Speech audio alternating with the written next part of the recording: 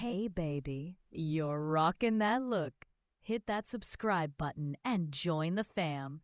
Subscribe now to Luna's Truth and never miss the fun.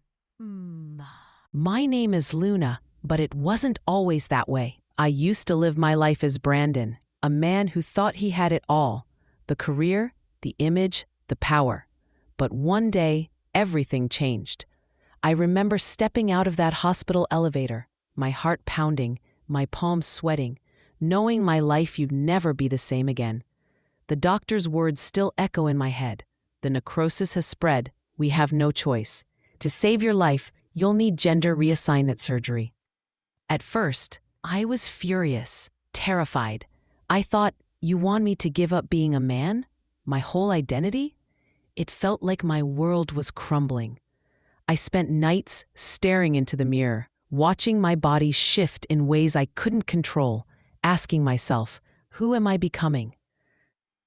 The anger, the fear, the denial, it nearly broke me.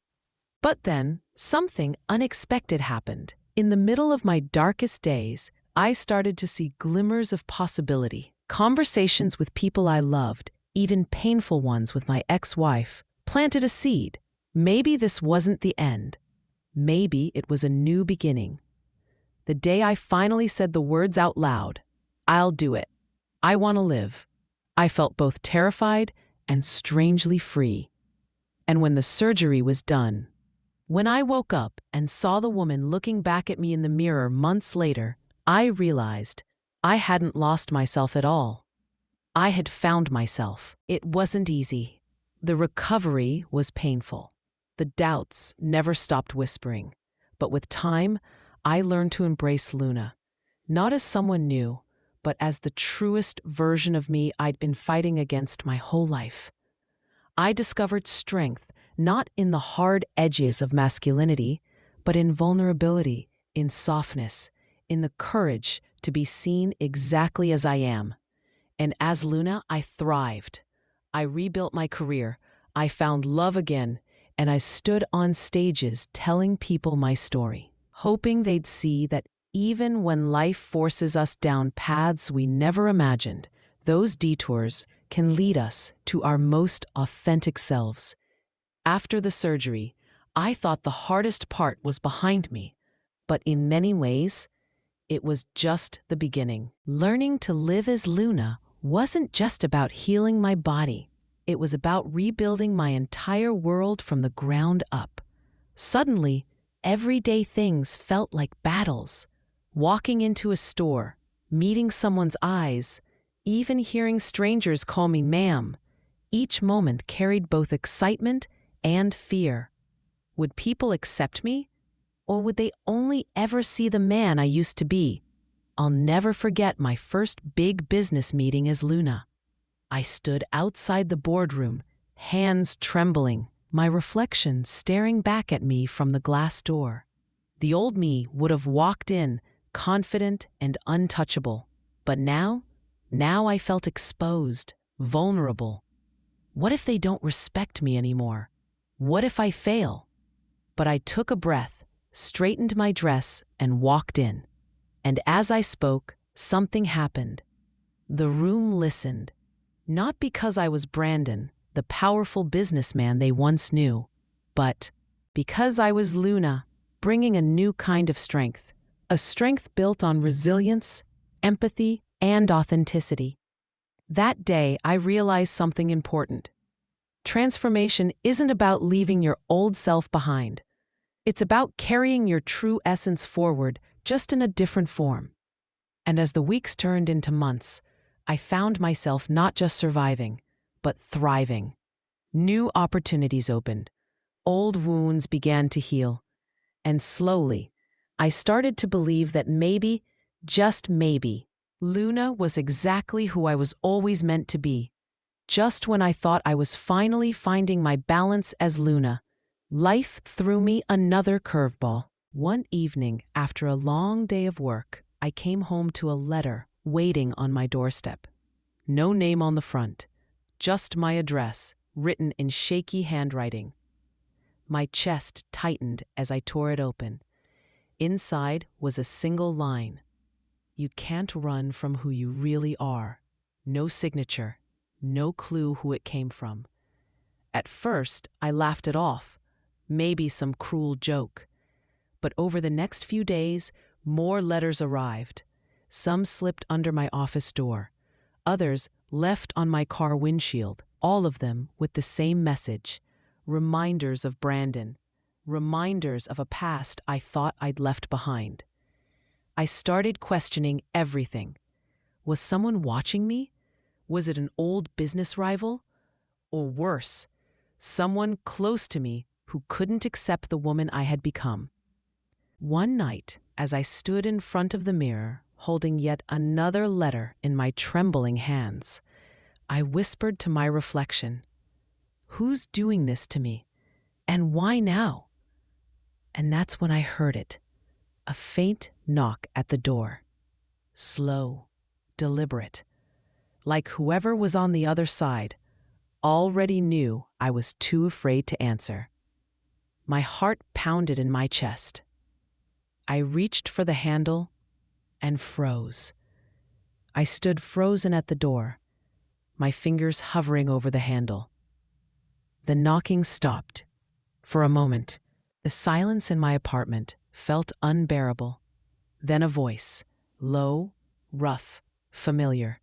"Brandon, we need to talk." My blood ran cold. Nobody had called me that name in months. Nobody dared. Slowly I opened the door, and there he was. James, my former business partner, the man who once stood by my side in boardrooms, in deals worth millions, now staring at me with eyes full of something I couldn't place. Anger? Pity? Betrayal? "You've been sending the letters," I asked, my voice sharper than I intended. He smirked, stepping inside uninvited. "I had to get your attention somehow. You've changed, Luna, but don't fool yourself. You'll never escape who you were. And the world will never let you." Every word felt like a dagger, reopening wounds I thought had healed. I clenched my fists, fighting back the tears. "I am Luna. This is who I am now, and nothing you say changes that." James leaned closer, his voice dropping to a whisper. "We'll see, because I'm about to make sure everyone remembers who you used to be." Before I could respond, he placed a folder on my table, thick with papers, photos, and something else I couldn't quite make out. He gave me one last look, then walked out, the door slamming shut behind him. I stood there, staring at that folder, my hands trembling. Part of me wanted to burn it without opening it, but another part, the part still haunted by Brandon, needed to know what was inside. With a deep breath, I flipped it open, and what I saw made my stomach drop. Me, but not as Luna, not the woman I had fought so hard to become. These were old pictures, pulled from years of my life as Brandon. Business conferences, magazine covers, parties where I posed with a drink in one hand and arrogance in my smile. But then, the photos changed. They weren't just public images anymore. They were private, intimate. Shots of me at the hospital, recovery rooms, even grainy photos of me leaving Dr. Lang's office. My heart dropped. Someone had been following me. At the bottom of the pile was a single sheet of paper, a contract with my signature, my old company's merger deal, a deal worth millions, and scrawled across it in thick red ink were the words, "This belongs to Brandon, not Luna." I staggered back, bile rising in my throat. James wasn't just tormenting me. He was planning something bigger. He wanted to erase Luna completely, to drag me back into a past I had fought tooth and nail to escape. I sank into my chair, clutching the papers with shaking hands. The truth was clear. James had the power to destroy everything. My career, my reputation, even the fragile peace I'd finally found. And for the first time since becoming Luna, I wasn't just afraid of losing my old identity. I was terrified of losing the new one I'd worked so hard to build. I whispered to myself, barely breathing, "What do you want from me, James?" But deep down, I already knew. The next morning, James called. His voice was calm, too calm. "Luna, I'm giving you a choice. You either walk away from the company, disappear quietly, and let me handle things, or I release everything in that folder. Every photo, every record. The world will see Brandon again." My stomach twisted. I knew what that meant. He wanted me erased, not just from the company, but from existence. He wanted control. I clenched the phone tighter, forcing my voice steady. "You think I'm afraid of the truth? You think outing me will break me? I survived losing my own body, James. You think I can't survive losing you?" But even as I spoke, doubt gnawed at me. I had fought so hard to build Luna's life. Could I really risk it all? James chuckled darkly. "We'll see. You've got 3 days. Make your choice." The line went dead. 3 days. That's all I had before he unleashed the past I wanted buried. My mind raced. Should I fight him? Should I confess everything on my own terms before he had the chance? Or was there another way? That night, I couldn't sleep. I sat staring at my reflection, the weight of 2 lives pressing down on me, Brandon's ghost and Luna's fragile new world. And that's when it hit me. If James wanted a battle of identities, then I'd give him one. But not as Brandon. Never again. As Luna. Stronger, smarter, deadlier than he ever expected. I picked up the phone and made a single call. Not to James, not to anyone he'd predict, but to the one person who knew more about my transformation than anyone else. Dr. Lang. "Emma," I whispered, my voice shaking but full of fire. "I need your help. James is trying to destroy me, and if I'm going down, I'm not going alone." Emma listened quietly as I laid everything out. The letters, the folder, James's ultimatum. When I finished, she was silent for a moment, then said, "Luna, if James thinks he's the only one holding secrets, he's wrong." Her words sent a shiver down my spine. The next day, Emma and I put a plan in motion. I showed up at the office, like nothing was wrong. Heels clicking across the marble floor, head held high. James was waiting, that smug smile plastered on his face. "Tick-tock, Luna," he whispered as I passed. "You've got 2 days left." I didn't flinch. Instead, I slid a folder across his desk. "Funny, because I've got something too." His smile faltered. Inside my folder were financial records Emma had helped me uncover, proof of his offshore accounts, shady transfers, and fraudulent deals he fought were buried. I leaned in close, my voice low and steady. "You wanted a war of identities, James? Fine, but this isn't just about Brandon or Luna anymore. This is about you.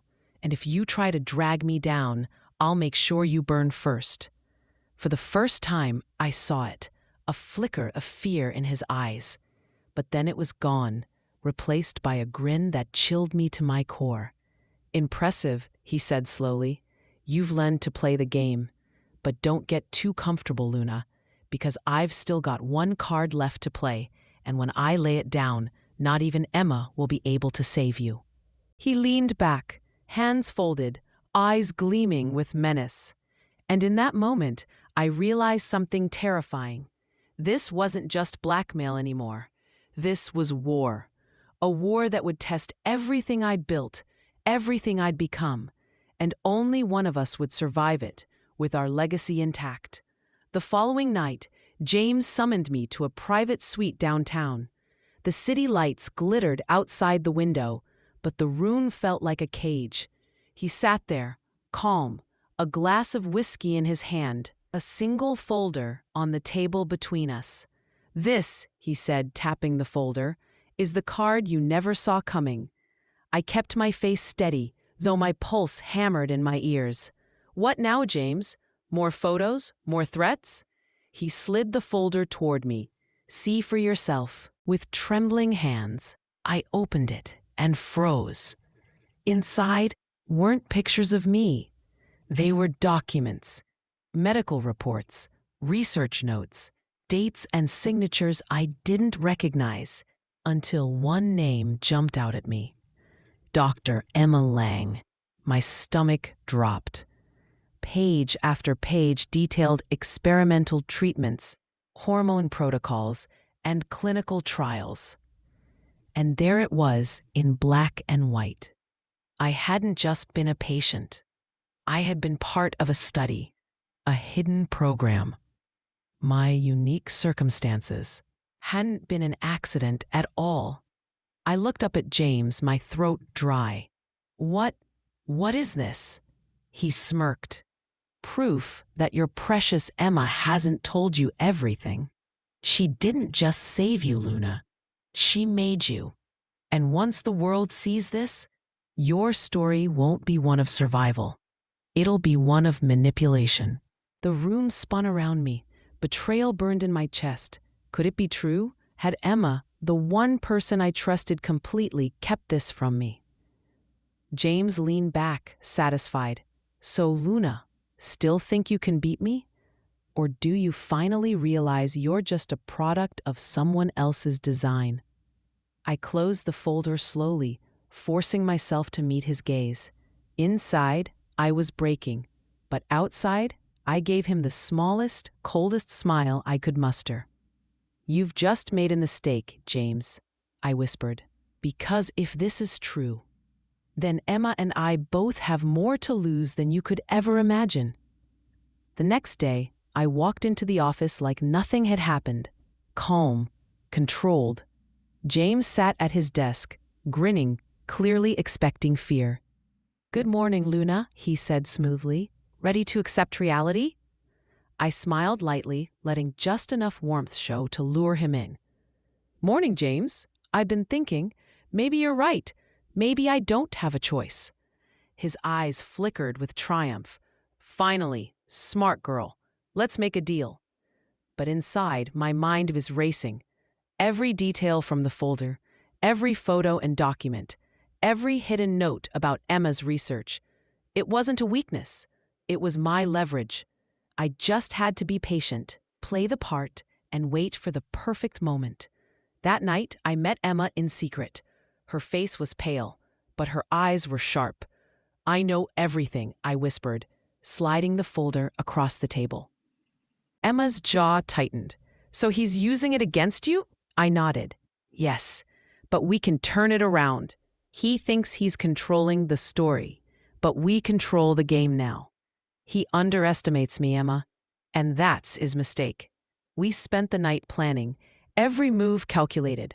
Social exposure, legal angles, financial leverage, everything to strip James of power without a single shot fired. By morning, I was back at my apartment, folder in hand, heart pounding with anticipation. The game had begun, and this time, Luna wasn't running. She was hunting. The night of the showdown arrived. James had no idea I wasn't the same person he'd tried to intimidate. I had spent weeks preparing, with Emma guiding every move, every calculated risk. Tonight, it would all come together. I walked into the boardroom where James waited, smug as ever, expecting fear. But I was calm, composed, Luna in every sense of the word. I placed the folder on the table, letting him see it. You've played your games long enough, James, I said, voice steady. But every move you made, every threat, every letter, it's all accounted for. His smile faltered slightly. What are you talking about? I let Emma step forward, her presence like a steel blade beside me. We've compiled everything, she said. The documents, the photos, the financial records. Every little thing you tried to use against Luna, is now evidence against you." James's eyes widened, a flicker of panic. "You can't." I raised my hand, cutting him off. "Watch carefully, because this isn't just about me anymore. It's about truth, integrity, and the life you tried to destroy." We played our hand with precision. Emails leaked, board members informed, legal teams mobilized. Every piece of James's manipulations was exposed, every lie unveiled. And as the truth came out, the power shifted. James sat there, frozen, powerless, for the first time in his life. The man who had tried to control my identity, to erase Luna, was undone. And in that moment, I realized something incredible. I had not just survived, I had conquered. But the victory wasn't only external, it was internal. Standing there looking at the woman I had become in the mirror of this boardroom, I finally understood. Luna was not just my survival. She was my strength, my courage, my authenticity. I had fought, not just for life, but for the right to be myself. Later, as Emma and I walked out into the night, the city lights reflecting off the glass skyscrapers, I felt a sense of freedom I had never known. This journey, born from fear and uncertainty, had led me to something extraordinary: power without compromise, love without limits, and a life truly my own. I turned to Emma, feeling the warmth of her hand in mine. "We did it," I whispered. She smiled, eyes shimmering with pride. "No, Luna, you did it. You owned your story, your life, and your truth. And now nothing can take that away from you." I took a deep breath, letting the wind wash over me. The past, the fears, the battles, they were all behind me. Ahead was a world of endless possibilities. I wasn't Brandon anymore. I wasn't just surviving. I was Luna, stronger, braver, and more alive than I had ever been. And as the city stretched out before us, I realized something powerful. Sometimes the hardest battles lead to the greatest triumphs, and the most unexpected transformations become the most beautiful beginnings. So here I am, sharing my story with you, not just to show the struggle, but to prove that no matter how impossible life may seem, the person you are meant to be is waiting for you on the other side of fear. I'm Luna. This is my journey, and if I can find strength, love, and freedom, so can you.